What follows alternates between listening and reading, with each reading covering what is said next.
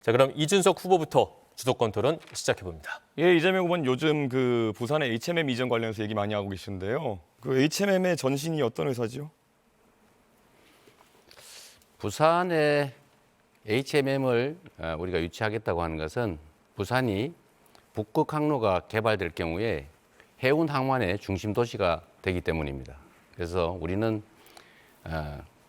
해수부를 부산으로 옮기고 아니, HMM의 전신을 물었는데 왜 답변 안 하십니까? 그 규칙을 좀 지켜가시면 안 될까요? 제가 답변할 시간을 할애됐으면 제 답변할 땐 가만히 좀 계시면 안 되겠습니까? 질문에 답을 안 하고 엉뚱한 걸 하고 질문을 계시지 않겠습니까? 답을 하는 중이잖아요. 자꾸 이런 식으로 다른 사람 발언에 끼어들거나 규칙을 어기는 거는 좀 사회자께서 제지해 주시면 좋겠어요. 네, 정해진 답변을 원칙적으로 하지 않는 답변 것도 시간 제지해 주셔야 30초가 됩니다. 보장된다는 점은 아까 말씀드립니다. 15초 남았으니까 마저 할게요. 네. 어쨌든 부산을 해운 항만의 중심 도시로 만들어야 됩니다. 그리고 그 중에 해운 물류 회사를 부산으로 집중시키는 게 매우 도움이 된다. 그래서 HMM을 부산으로 보내겠다. 그리고 HMM은 현대상선이죠, 아마도. 현대상선일 텐데 현대상선의 시간 지났습니다. 이제 HMM이 현대상선이 전신인데요. 과거에 2000년대 초에 대북 사업하다가 2억 달러 정도 이렇게 자금이 사용돼가지고 기업이 휘청거린 적이 있습니다. 이게 요즘 같으면 대북 송금으로 크게 문제되는 일입니다. 그렇기 때문에 이런 것들을 중요하게 다뤄야 되는데요. 방금 전에 김문수 후보님 말씀한 것처럼 쌍방울의 대북 송금 때문에 지금 이재명 후보 굉장히 곤란을 겪고 있는데요. 쌍방울 대북 송금은 법적 판단과 무관하게 미국의 제재 대상이 될 수 있는 문제라는 걸 알고 계실 거라 생각합니다. 대통령이 되신다 하더라도 미국 입국이 제한될 수 있는 문제입니다. 이민법 212조에 따라 가지고 제한될 수 있는데 사실 뭐 이런 문제가 있기 때문에라도 외교에서 이재명 후보가 굉장히 불리한 상황에 놓이게 될 것이다라는 건 자명하고요. 과거에도 국내 정당성이 부족한 지도자 같은 경우에는 대미 협상에서 고생을 하곤 했습니다. 특히 쿠데타로 집권했던 전두환 대통령 같은 경우에는 레이건 대통령 만나는 것도 힘들었고 만나서도 짧게 만나고 헤어지기도 했고 정당성을 인정받기 위해서 많은 양보를 했습니다. 핵무기 개발 포기하고 미국산 무기도 구입하고 국방과학연구소도 좀 축소하고 이렇게 했어야 되는데요. 트럼프가 만약에 트럼프 대통령이 이재명 후보가 당선되면 이런 약점을 가만히 두겠습니까? 저는 흔들 거라고 생각하는데요.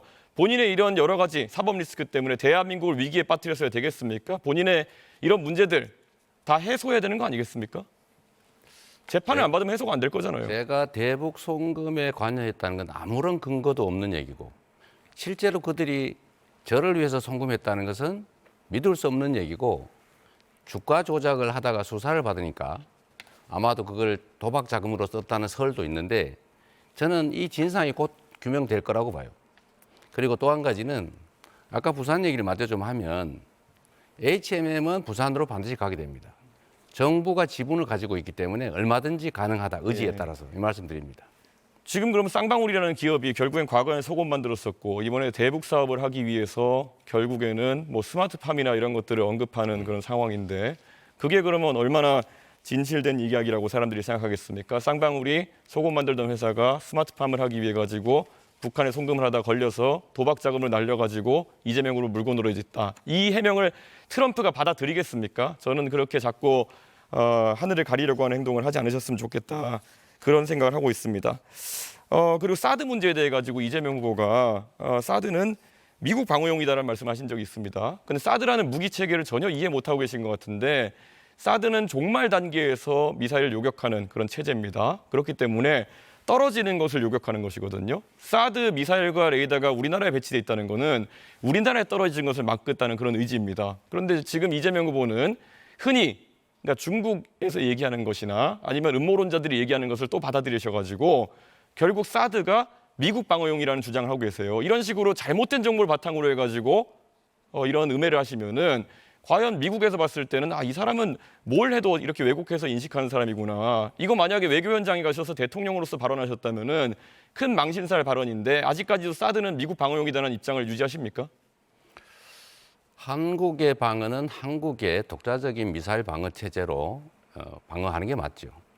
그리고 당시에 이것은 매우 많은 논란이 있었는데 지금은 이미 배치가 끝났기 때문에 더 이상 이 문제를 논란하는 것은 한국의 외교 안보 전략상 그리 바람직하지 않습니다.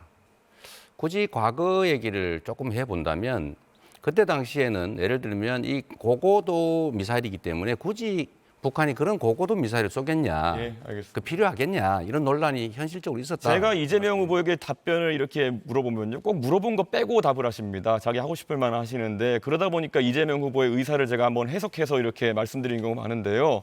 최소 2명의 후보에게 질문해야 되는 입장을 거죠? 철회하지 말씀드립니다. 않겠다는 이야기를 지금 하고 계신 거로 보입니다. 그렇기 때문에 유권자들께서 사실 이런 식으로 미국과의 안보 관계에 있어서 거짓 정보를 설파하는 사람이 과연 한미 관계를 이끌어갈 수 있겠느냐 이런 걸 고려해 주셨으면 합니다.